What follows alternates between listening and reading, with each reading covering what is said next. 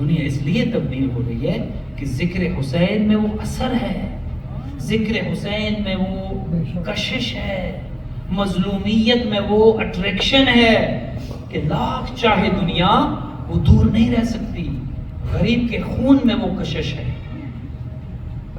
اور ایک بہن کتنا پیار کرتی ہے اپنے بھائی سے۔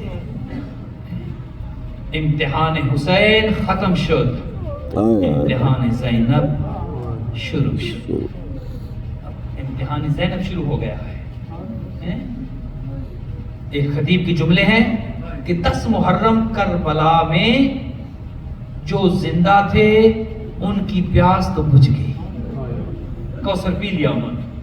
جو عصر عاشور تک زندہ تھے شہید ہو گئے، کربلا میں شہید ہو گئے، ان کی پیاس تو بجھ گئی، لیکن جو اس کے بعد کربلا سے اگلی منزلوں کا سفر شروع کر رہے ہیں ان کی زندگی بڑی مشکل ہے۔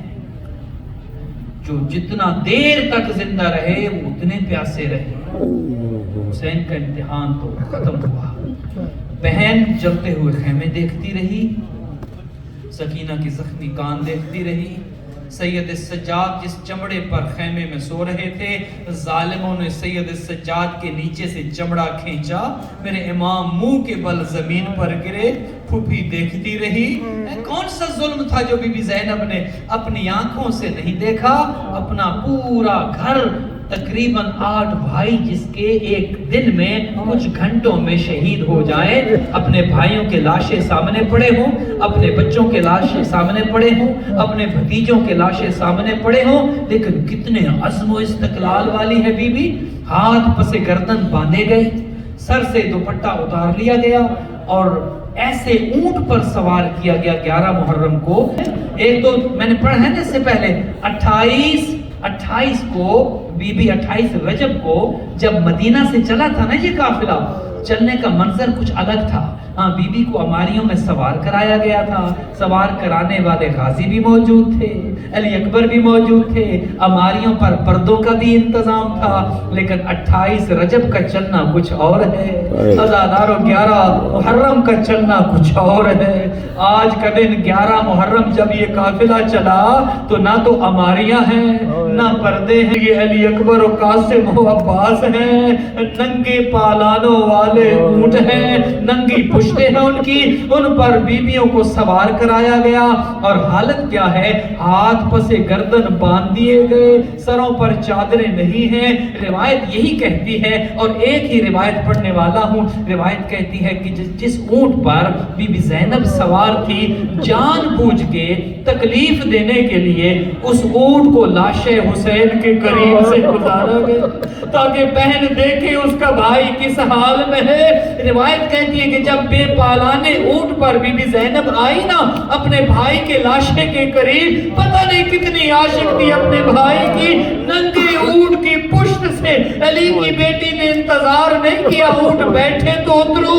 روایت کہتی ہے کھڑے اونٹ سے اپنے آپ کو لاش حسین پہ گراتی ہے علی کی بیٹی، جیسے 10 محرم کو غازی گھوڑے سے گرے تھے، بازو کٹوا کے علی کی بیٹی ایسے اونٹ سے اپنے آپ کو گراتی ہے۔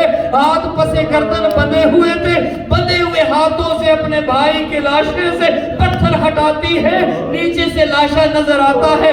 علی کی بیٹی کو یہ پوچھنا پڑا انتل حسین، کیا تو ہی میرا بھائی حسین ہے؟